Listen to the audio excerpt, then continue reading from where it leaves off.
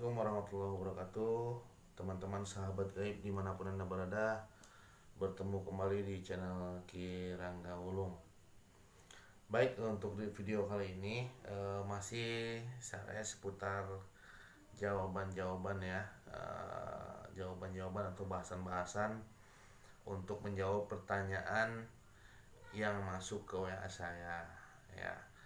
Nah, untuk di video kali ini saya akan jawab salah satu pertanyaan yang masuk ke WA saya. Apakah benar kalau mata batin itu bisa dibuka? Nah, kemudian gimana caranya ya? Nah, baik teman-teman sahabat gaib dimanapun anda berada, saya akan jawab, tapi jangan lupa di like dan subscribe channelnya ya, supaya kontennya lebih menarik lagi. Baik, saya akan jawab pertanyaan tersebut ya, mengenai apakah mata batin bisa dibuka, kemudian bagaimana caranya ya. Jawabannya bisa teman-teman ya. Mata batin bisa dibuka atau indera keenam itu bisa diasah ya, bisa diasah. Tapi di sini caranya tidak ada yang instan teman-teman. Perlu dilatih, perlu tirakat, perlu proses dan perlu waktu ya. Jadi tidak ada sesuatu yang instan. Mungkin ada yang instan tapi sifatnya itu hanya tempelan ya, karena pada dasarnya begini, membuka mata batin dengan memvisualisasikan batin itu beda. Kalau memvisualisasikan batin itu hanya membayangkan, contohnya begini, bayangkan di pojok sana ada makhluk, bentuknya seperti ini, wajahnya seperti ini. Itu visualisasi, hanya seolah-olah membayangkan. Tapi kalau membuka mata batin itu penglihatan kita yang sebenarnya, yang kita lihat itu ada ya, yang sebenarnya kita lihat itu ada teman-teman ya. Jadi membuka mata batin bisa ya, tapi caranya tidak instan, butuh proses, butuh waktu, butuh tirakat teman-teman ya. Nah, ada yang instan, cuma itu tidak akan permanen teman-teman, itu hanya tempelan saja ya. Mungkin ada yang instan tapi itu sifatnya tidak permanen ya, dan itu pun jarang sekali paranormal atau ahli spiritual, praktisi yang bisa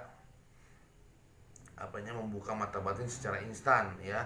Tergantung tingkat keilmuan si praktisi atau ahli spiritual tersebut ya. Nah itu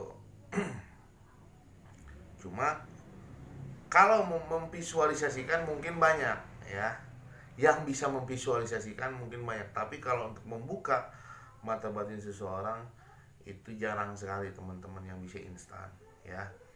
Ya kalau untuk saya pribadi itu kurang lebih sekitar 2 tahunan 3 tahunan ya, karena itu ada 3 tahap teman-teman ya, ada 3 tahap. Tahap pertama itu penglihatan itu samar, jadi semacam bayangan ya, bayangan itu ya. Nah, nanti tahap kedua agak jelas. Nah, tahap ketiga baru jelas ya, dan itu pun butuh latihan yang keras ya, dan konsentrasi, tirakat ya. Dan satu kuncinya betul-betul itu yang diuji itu rasa takut kita teman-teman, rasa takut kita. Karena jangan salah, ketika kita masuk ke alam gaib ya, rasa takut kita itu akan menjadi visualisasi untuk jin atau makhluk-makhluk gaib lainnya untuk mewujudkan visualisasi berdasarkan ketakutan kita sendiri. Jangan salah. Nah itu makanya kalau anda ingin buka mata batin, tujuannya buat apa ya? Kalau hanya untuk wisata gaib, saya pengen lihat-lihat makhluk halus, udah mendingan gak usah. Kenapa? Karena di alam gaib teman-teman itu tidak ada maaf, tidak ada maklum, tidak ada punten, tidak ada permisi. Yang ada adalah denda ya. Jadi kalau di kita, di bangsa manusia, apabila kita melakukan kesalahan, kesenggol sendiri, oh maaf bang, saya kesenggol nih, saya nyenggol nih, oh maaf bang, saya nggak sengaja. Tapi kalau di gaib Anda jangan coba-coba, nggak ada. Di alam gaib itu nggak ada urusan maaf bang, nggak ada. Nyenggol, denda, ya, nggak bisa bayar denda, bertarung, ya. Nah itu masih bedanya di alam gaib itu seperti itu teman-teman, ya. Jadi kalau kira-kira Anda nggak penting-penting banget untuk membuka mata batin, udah mendingan nggak usah, ya. Tapi kalau untuk merasakan untuk kepekaan kita terhadap hal-hal yang gaib itu ya perlu, ya.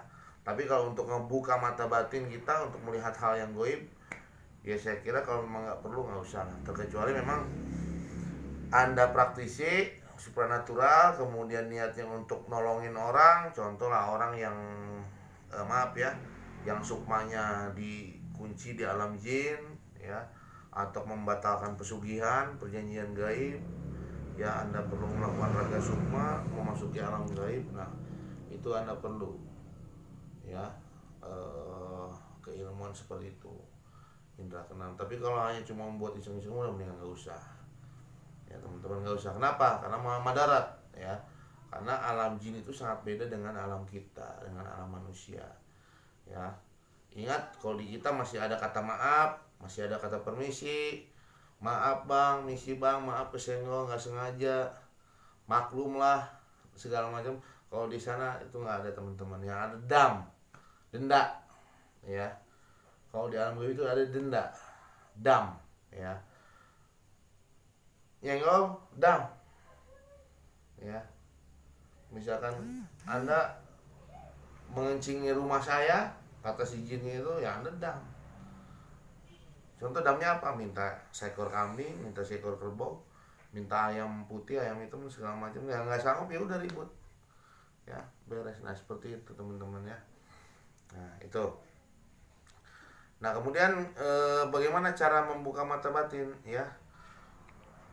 Itu beda versi, beda guru, beda praktisi, pasti beda cara, ya. Beda cara teman-teman, ya. Ada yang 3 tahap, ada yang 7 tahap, ada yang hanya 1 tahap, ya. Itu masing-masing beda. Yang jelas semuanya butuh proses, butuh waktu, dan tidak instan teman-teman, ya. Tidak instan. Untuk menghasilkan sesuatu yang permanen dan yang tidak biasa menjadi biasa itu butuh waktu, proses, pengorbanan, ya, tirakat, ya, dan segala macamnya itu butuh waktu yang jelas. Itu tidak bisa instan teman-teman, ya. Jadi kalau misalkan ada bisa buka mata batin segini, ya mungkin memvisualisasikan bisa.